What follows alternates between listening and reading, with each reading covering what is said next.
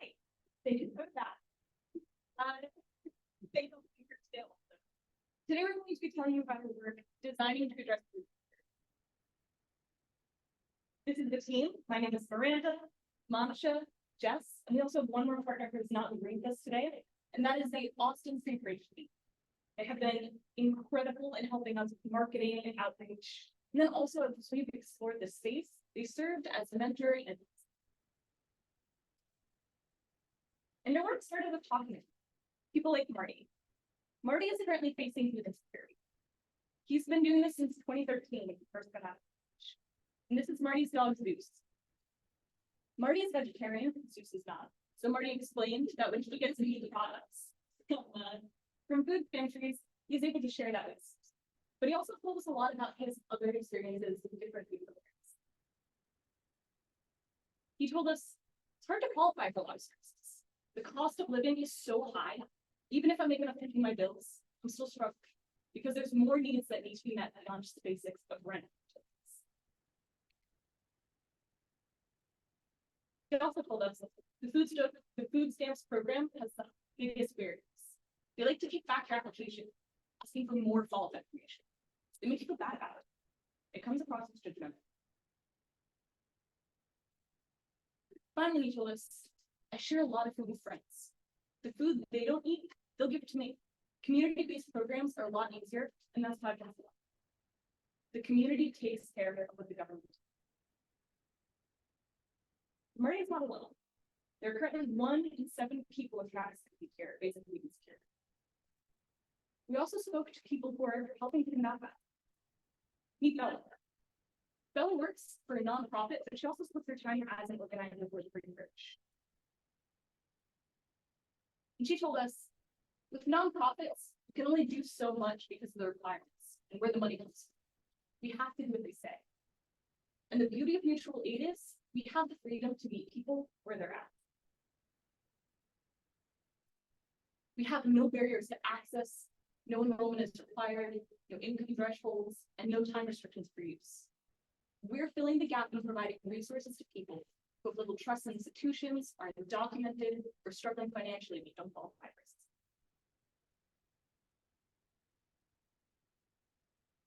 So far we've learned that both government programs and nonprofits are leaving a lot of people without support for basic essential needs.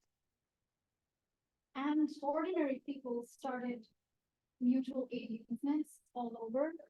In Austin, one mutual aid group is the ATX Free Fridge. The first fridge was placed at Meekstad Restaurant on East 12. That's on the left side.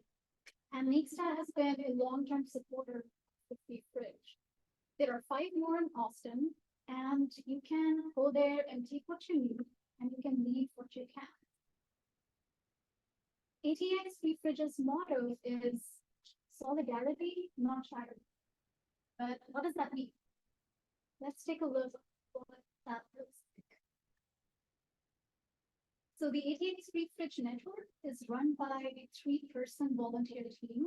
It is with their time and effort that this entire system runs smoothly.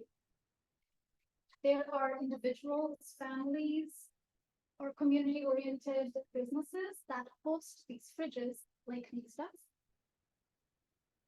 Volunteers and community contributors are essential to actually gather and distribute those resources to help people who are experiencing food insecurity.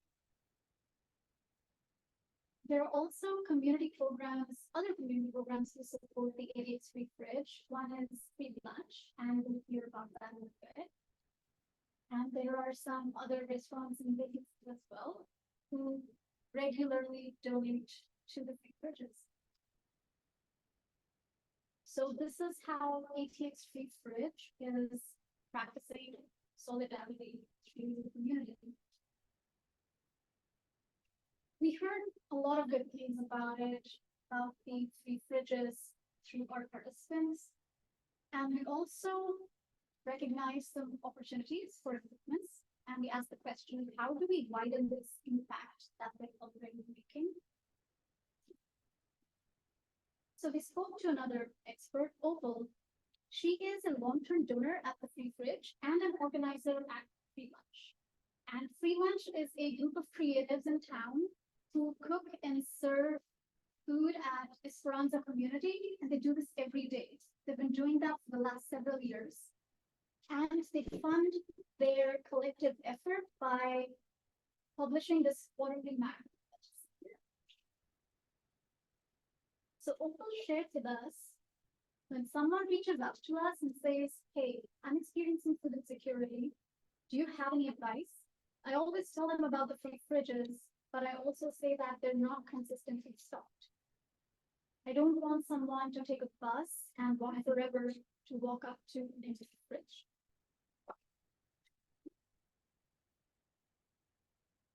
So what is the problem? Why are these fridges empty most of the time? We decided to focus on that question, and we found people don't know how to give. People usually end up giving what they themselves don't need. Sometimes they're just getting rid of things. They are also not aware of how doing that will create additional burden on the volunteers. So some examples being expired foods, canned carrots. Here you see just a bag of old bread being carelessly thrown, which is now unfit to eat. It's not always convenient. So contributing to the fridges doesn't naturally fit in people's routines and habits, and they simply forget. Donating correctly is also not convenient. So in this photo, you see this large donation and at a lens, it might be helpful. The food wasn't wasted. It's a bit of food, but that's not safe to eat. It hasn't been packed. So what was needed is it should be portioned smaller and packaged properly. It's hard to turn thought to action. This is something we all experience. We have an intent to do something, but we don't do it.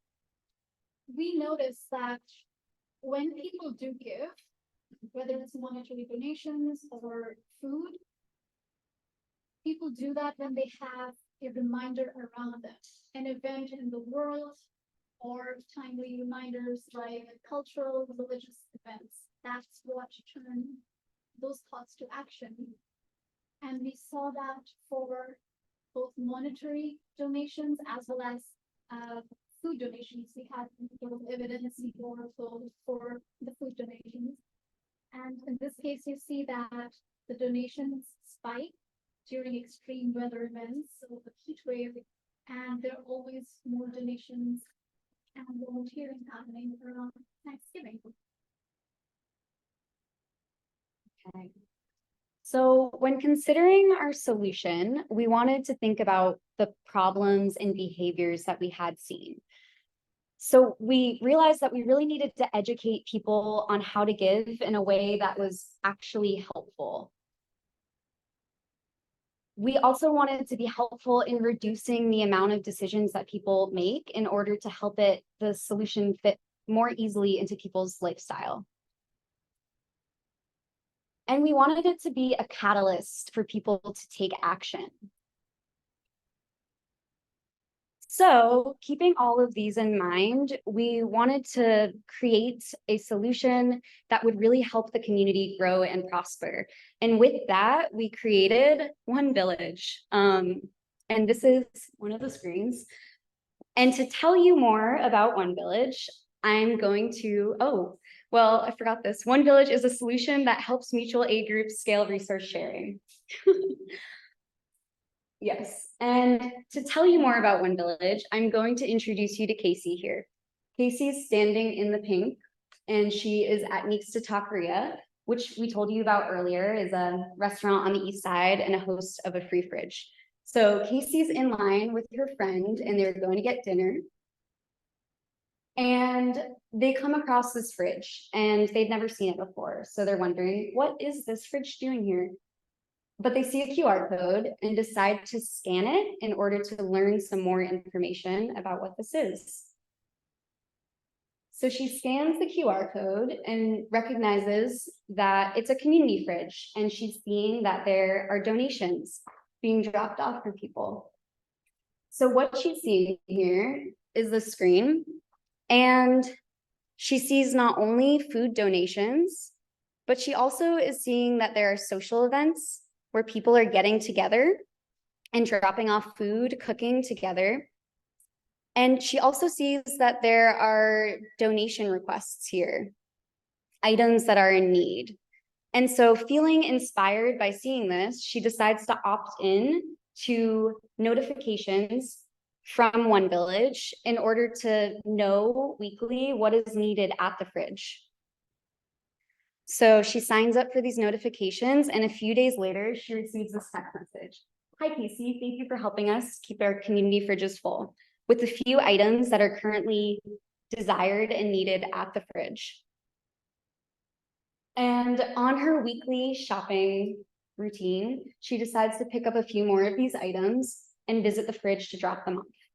When she gets there, she clicks on One Village, make a post, and she gets to this screen where she chooses making a contribution as what she's going to make a post about. And here she can see that she puts in an image of her donation, the donation drop-off location, the time, and all of the items that she's putting in there. And she appreciates that she's able to put a message in there too.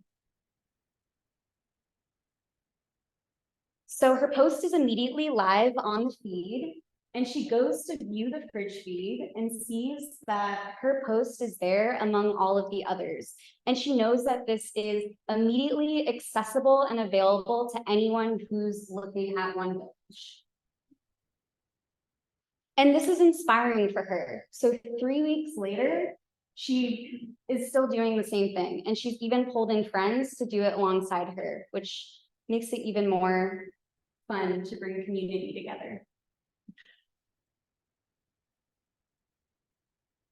So this is our vision for One Village. But we wanted to validate this framework of sending out these convenient and timed reminders and providing this digital space for community is going to improve the quality of donations and also increase the donations. The Austin Free Fridge was generous enough to post on their Instagram feed that they were rolling out a new feature that would allow people to sign up for such a text as you saw on the cover. In 24 hours, we had 149 people. So over the next 5 weeks, the three of us sent out 393 messages with those short lists, randomized each time collaboratively with the fridge. We asked people, in addition to donating those items, they sent us a picture that they donated, and they also told us which fridge they donated. And people responded. We got messages like these. Every time I'm there, folks are waiting on me to unload, no matter what time. I so deeply appreciate having the invitation to show up however and whenever I'm able and would like. And this was verbal confirmation that this is serving as a catalyst for action that people. And this is what you donated. They also got messages like this. 3 friends and I pooled our money and dropped off 24 sandwiches from HEB, 30 yogurts, 48 cheese sticks, 2 cases of bottled water, bags of chips, packet of carrots, orange cups, wipes, shampoo, body wash, and toothbrush and toothpaste kit. And this showed us that people were showing together. And this donation was also. This showed us that it was also improving the quality of donations. As we saw in that previous slide, that large tray of spinach, that's hard for someone to take. This is improving the convenience for someone who's accessing the fridge. These are all single-serving, grabbable snacks. This is the difference between an unhoused person being able to walk up to the fridge without access to food storage or utensils, and walking away with a meal, or walking away with a meal. Finally, I got some messages like this. How can my friend opt into these? And this trickled in over the 5 minutes. And this showed us that through word of mouth, people were hearing about our solution and they were interested. So we would like to make this an open technology solution that is customized and easily integrated into any utility. So within 2 months, we'd like to roll out the texting automation using a third-party service. Within 8 months, we'd like to have the web app version of this rolled out. That includes the fridge feed so that people can see what is being donated and when it's available. And then in 14 months, we would like to have this as an open technology and scalable framework so that any mutual aid organization can leverage what we've created and use it in their own organization. So one quote that stuck with us throughout this entire process was from Oprah.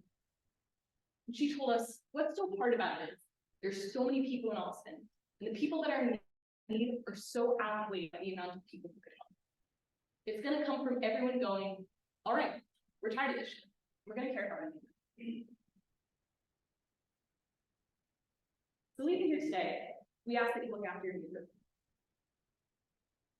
If you know anyone who would like to work on this, or you yourself would, we'd love to talk to you. If you have any questions about getting involved with Free Fridge, we have the link below, the Instagram handle, and if you are in person, we also have a pamphlet with their information on the table. And then if you can, donate today. We have this little back there where you can place food donations. If you're virtual, we also have that PayPal QR code, so you can scan that. You can give a monetary donation we will pass on to Free Fridge. Thank you for your generosity and your time today. We'll now take any questions.